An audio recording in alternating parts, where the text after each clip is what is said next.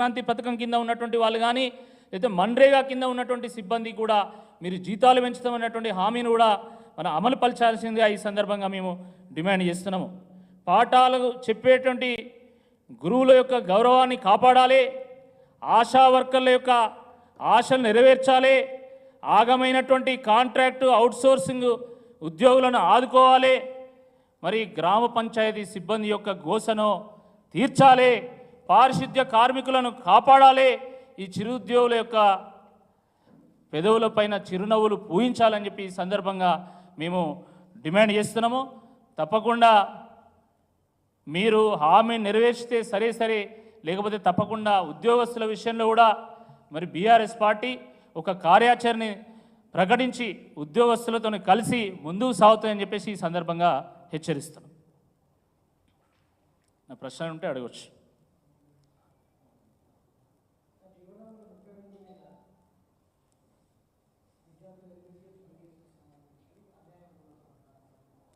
నిన్ననే హరీష్ రావు చాలా స్పష్టంగా వారు చెప్పడం జరిగింది.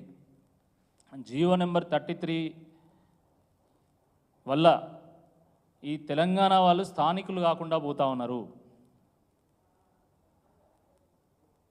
మెడికల్ సీట్ల విషయంలో తెలంగాణ విద్యార్థులకు మెడికల్ యాస్పిరెంట్స్కి అన్యాయం జరుగుతుందని చెప్పేసి వారు చాలా స్పష్టంగా చెప్పడం జరిగింది. పాత పద్ధతి ఏదైతుందో దాన్ని మీరు అమలు చేస్తే బాగుంటుంది. జియో 33 ప్రకారం ఇప్పుడు 4 ఏళ్ళలో ఇక్కడ 2 ఏళ్ళు చదవకపోతే అంటే ఇక్కడ ఇంటర్మీడియట్ ఇక్కడ చదవకుండా వేరే దగ్గర చదువుకుంటే వాళ్ళు అన్యాయం అయిపోతారు కదా. స్థానికేతరులకు అవకాశాలు ఎక్కువగా ఉంటాయి, స్థానికులకేమో అవకాశాలు సన్నగిలుతాయి. ఇటువంటి విధానం సరైనటువంటిది కాదని చెప్పి ఈ సందర్భంగా మేము మళ్ళొక్కసారి మేము ప్రభుత్వానికి విజ్ఞప్తి చేస్తున్నాము. మరి జియో నెంబర్ 33 విషయంలో మీరు తప్పకుండా పునరాలోచన చేయాలా, దాన్ని రద్దు చేసుకోవాలా, దాన్ని సవరణ చేయాలా, సవరణ చేసి స్థానికులకు న్యాయం చేయాల్సిందిగా డిమాండ్ చేస్తున్నాం. జియో 46 విషయంలో కూడా ఇట్లనే సరే అప్పుడు ఉన్నటువంటి అధికారుల యొక్క తప్పుడు సమాచారం వలన లేకపోతే మరి ఇతర కారణాల వలన మనం జియో 46 రిలీజ్ చేయడం జరిగింది. దాని తర్వాత ఇక్కడున్నటువంటి గ్రామీణ జాబ్ యాస్పిరెంట్స్కి అన్యాయం జరుగుతున్నది కాబట్టి దాన్ని సవరించాలని చెప్పేసి ఆ యాస్పిరెంట్సే స్వయంగా వచ్చి కోరిన్లు.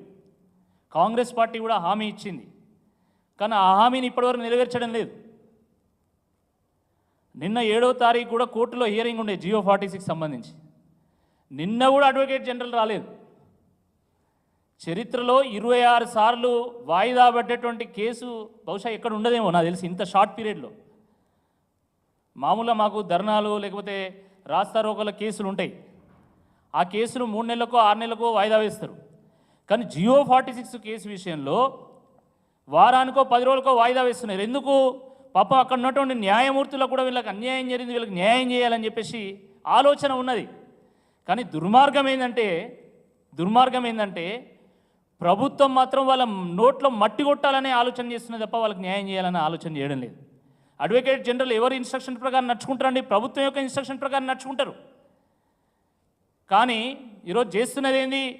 స్వయంగా ప్రభుత్వమే వాళ్ళ నోట్లో మట్టి కొట్టాలి, వాళ్ళను మోసం చేయాలనేటువంటి ఒక దురుద్దేశంతో వాళ్ళను అడ్వకేట్ జనరల్ను మరి కోర్టుకు హాజరు కాకుండా చేస్తూ ఉన్నారు. మళ్ళీ 19వ తారీఖు వాయిదా పడ్డది. వాయిదాల మీద వాయిదా.